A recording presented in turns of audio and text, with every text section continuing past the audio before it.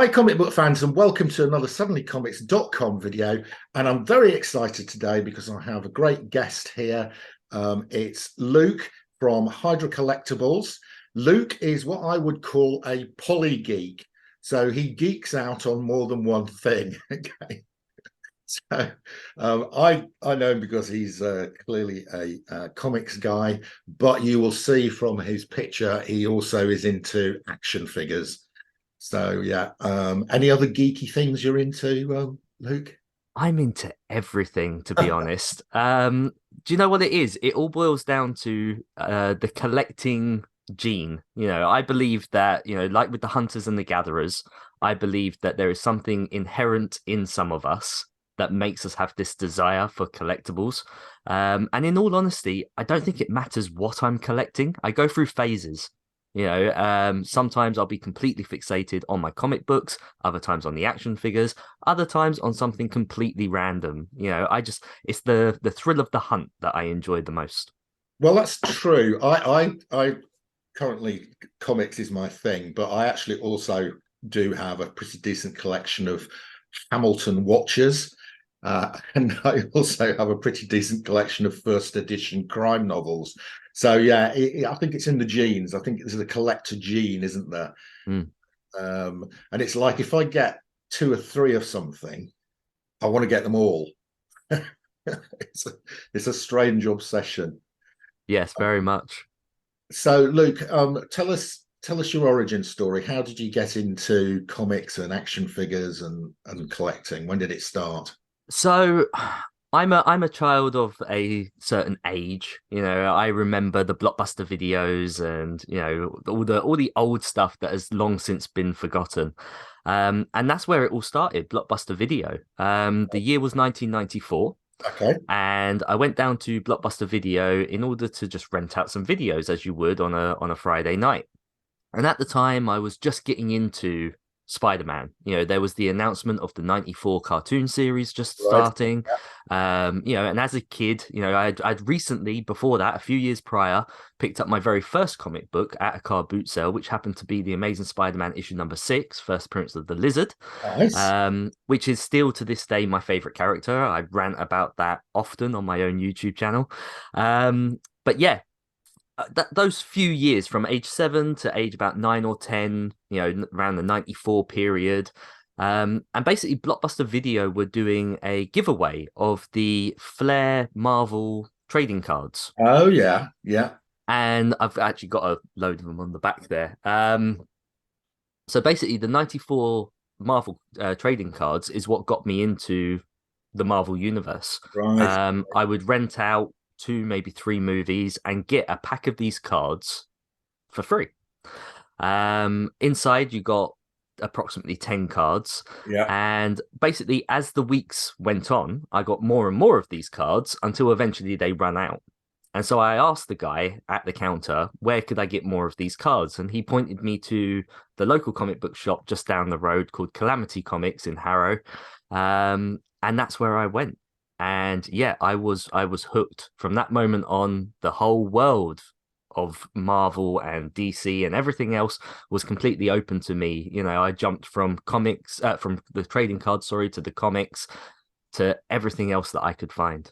Oh, that's interesting. I mean, the trading cards are a classic Mm. collector's bug thing, aren't they? I mean, they are. I've got one. I've got to have them all. The Well, Pokemon thing. this particular series, the Flair 94s, means such they hold such a special place in my heart that I've actually got 3 complete sets. Just in case I ever lose one, do you know? I think I've got a complete set of the Flair 94s as well. Yeah. Yeah, I did have a bit of a phase of trading card collecting. I haven't done any recently, but I did couple of years ago. I collected. I've got quite a lot of them. Yeah, and they're great because you can collect them, and some of the artwork on them is pretty good. Yeah, so that is another bit of a collecting thing. I actually there's a so back I'm a lot older than you. So back in the day, I went to the it was like the UK biggest. It was the UK big event for Dungeons and Dragons and fantasy role playing. Was it called Gen Con, something like that? Anyway, and I went there one year. I went with my friends who I used to play Dungeons and Dragons with, and my mate came up to me and said, "Oh, there's this new card game out. You've got to get a few packs." And it was the first edition of Magic the Gathering. So I bought three or four. I bought about 4 packs, I think, and I just put them in my bag. I never thought any more about it, and I left them unopened in my bag, and I put them in a drawer in my house. Anyway, about 20 years later, my mate rang me up and he said, "Have you still got your Magic the Gathering cards?" And I said, "I've got them somewhere." He said, "Well, you need to check them out because they're worth something." So I couldn't believe it. I'd got a Black Lotus thing and I'd got a Mox Ruby, and they were worth like 200-300 quid.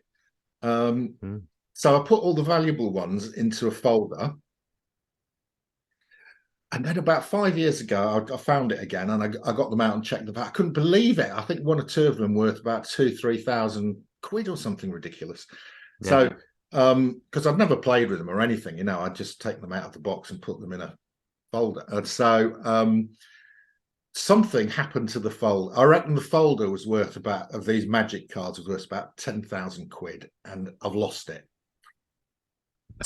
So when you say lost it, do you mean you've genuinely lost it? It's I've nowhere to be genuinely lost found, it. I don't know or you've lost it, it's somewhere. I've lost it. It's somewhere. Right. So it could turn up. I've told the kids, when I go, you can have a £10,000 treasure hunt. I've no idea what I've So done. this is the thing with me. Like my collecting has always been on and off over the years. Like this has been the longest stint that I've had where I've just carried on. As a kid, I kind of grew up a little and went off and found girls and disappeared for a while and then came back to it. And so the only book that I've ever really kept hold of was that first one that I picked up, that first Prince of the Lizard. All the others have kind of just drifted out of my hands, and then I've had to repurchase them again. But even to this day, I'm sure that there's more up in my parents' loft. Yeah, There has to be, like, because I don't think that they would have ever thrown them out. no. So But I've yet to find them. you haven't found them yet. Well, yeah, okay. So those are the type of thing. We've both got examples of that. So, Luke, one of the other things that you do, I know, is you're a bit of a writer, and I use Go Collect to catalog all my comics and my personal collection. And I know that you're one of the writers for Go Collect. How did that happen? Yeah, so it was random, really. There I was making my YouTube content and putting stuff out on Instagram, and all of a sudden I just had a message ping through, and it was from Go Collect. And like with all these things, you're kind of a little bit wary. You're not sure if it's genuine or not. And they were like, no, like contact us via our main email and everything else from the website. We're interested in having you write for us.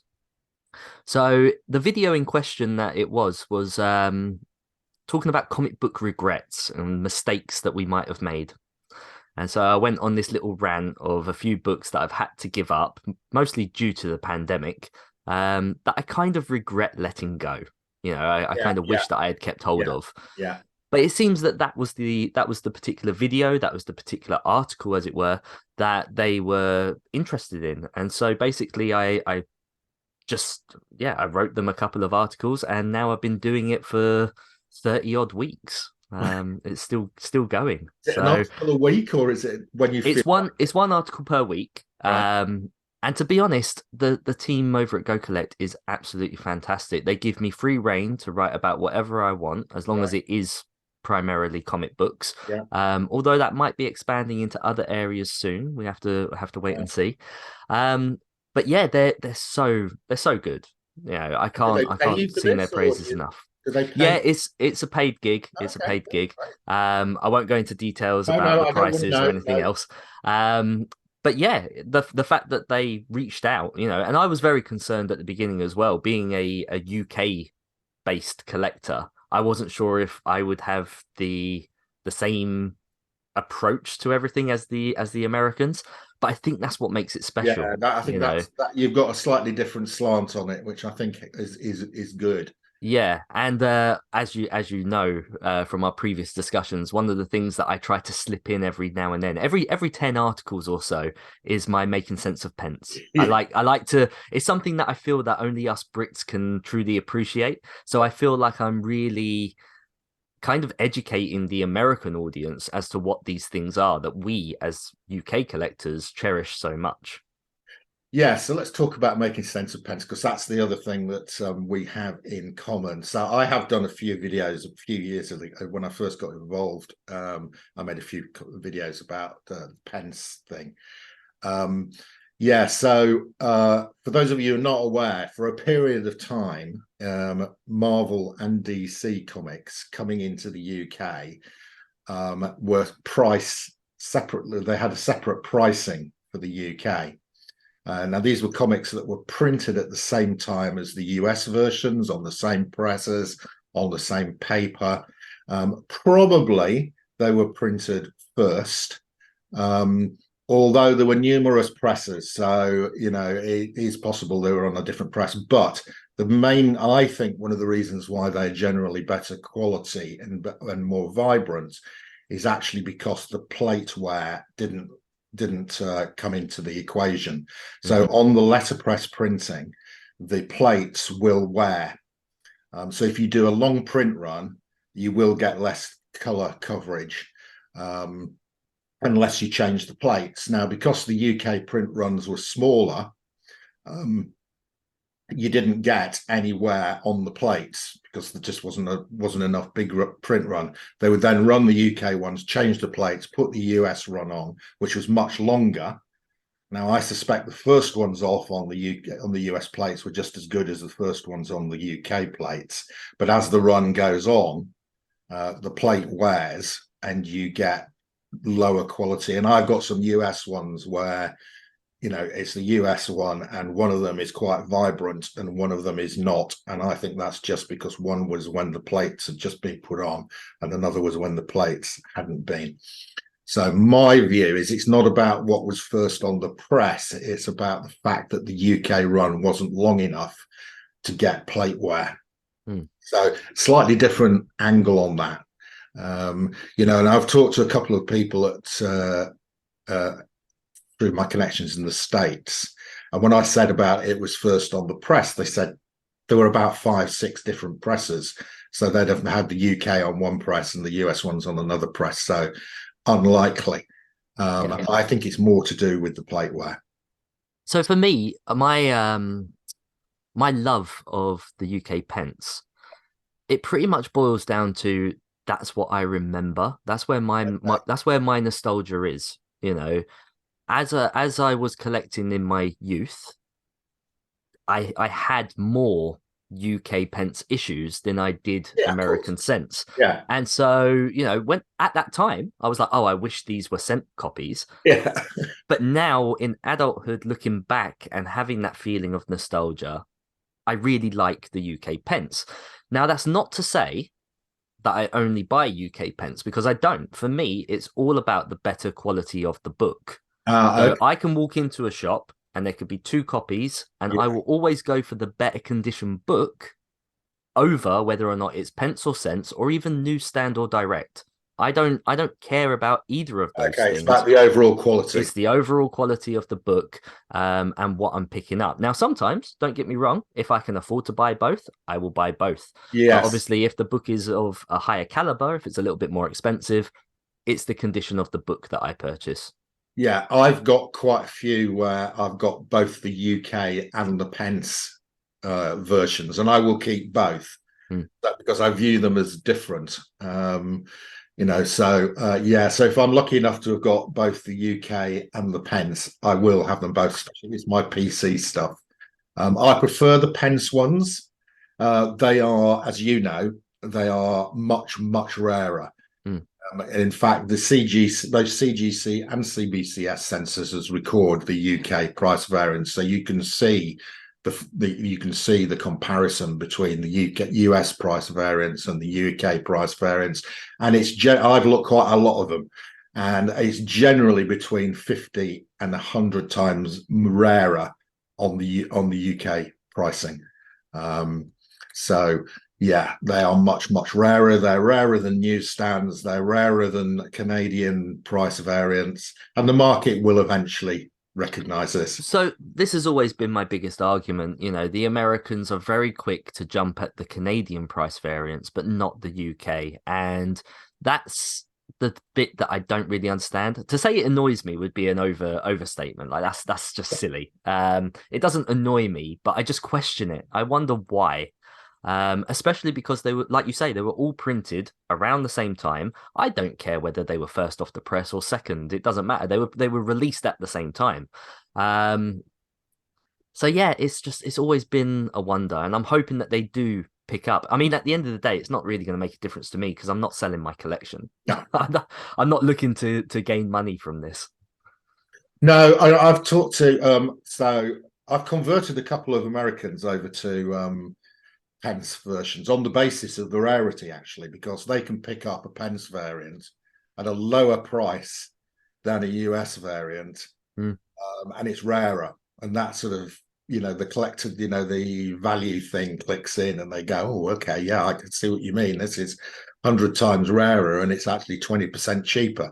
So it's your fault we can't find our books. Yeah, You've converted the I have Americans. converted the Americans into the Pence versions. So yeah, and it makes sense, because I think they were about 5% of the print run, but far more got damaged and got lost because they had to cross over the sea. They weren't air freighted; they came on a boat. Yep. So Which again, one of the reasons why the American collector loves newsstand books so much is because they've survived the elements. And what better survival of the elements than the open sea?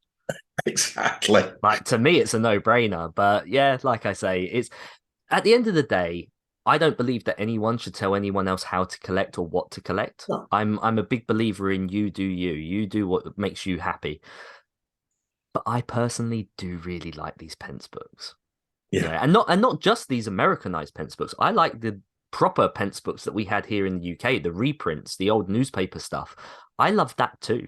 And again, I think it's just to do with nostalgia. It's what I was able to afford and have at the time as being a kid. That's what I spent my pocket money on, and that's my childhood. That's what I love. Yes, in a way, I'm less keen on those, and that's partly because of my age. So when I started, I was about 13. This was before there was a Marvel UK, and Mm. before those things came out. So what I was finding was the Alan Class stuff and the and stuff that had been managed to survive getting the import into the UK. So I always viewed the Marvel UK stuff, which was, cheaper paper, black and white, and it came out later. Mm. I've got a lot of them, but I don't, I'm not as keen on them as I am on the early stuff. So one of my early articles for Go Collect was on making sense of Pence, and it was to do with Ballast Comics. Are you familiar?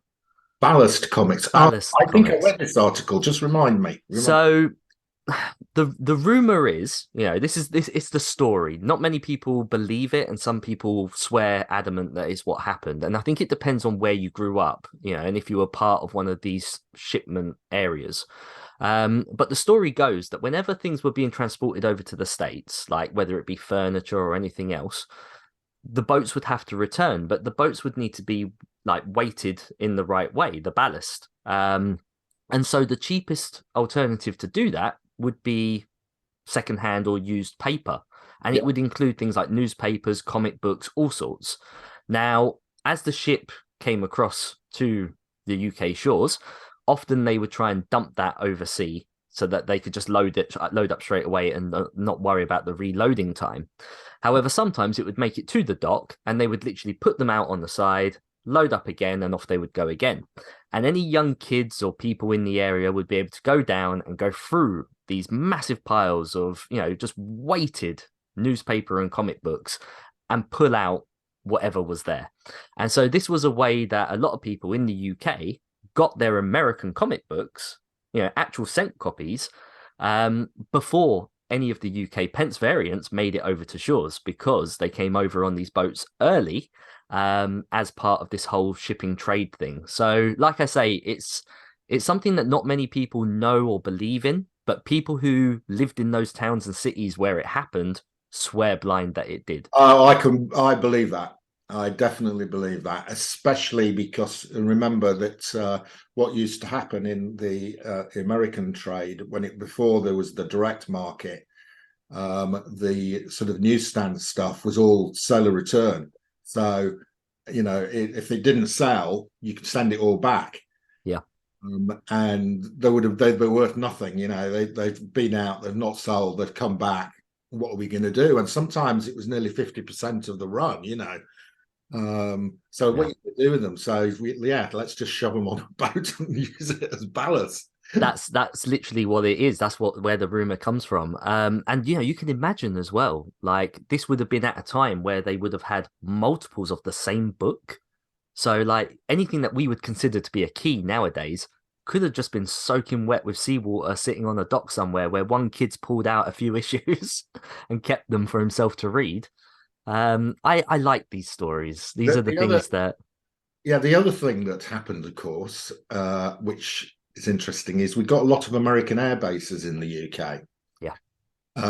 And they used to ship comics out to the commissaries, the shops on the air bases for the US Air Force. So one of the things you will find quite a lot in the UK, and I've picked quite a few up, is the Mark Jewelers inserts. Yes. This is from, American air bases where the Americans have bought them in the commissary, and then they've somehow found their way into the British comic market. So you do find quite a lot of Mark Jewelers inserts quite often in the UK. So if you're buying comics in the UK, do have a look for those Mark Jeweler inserts, because they virtually double the value of the comic if it's in. Well, yeah, and again, like this goes back to what I say about collecting what you enjoy. Like for me, the monetary value is irrelevant, but I love the history of it. I love that these Mark Jewelers inserts are in there because it shows that period of time, that period of history where that was a thing. So yeah, I love it, and I'm going on a little bit of a tangent where I say I don't mind about newsstands or directs or anything like that. I like a comic book where it's got a good stamp on it as well. I don't mind a price stamp. For me, that makes that book unique and special. And I really like when they get creative about where they put them. Yeah. So I don't have it anymore. It's one of my regretful sales, but I had a Silver Surfer issue #1 where he's like soaring on the front cover, and on his chest is where they put this big square stamp. All right. But it blends in with all these muscle tone.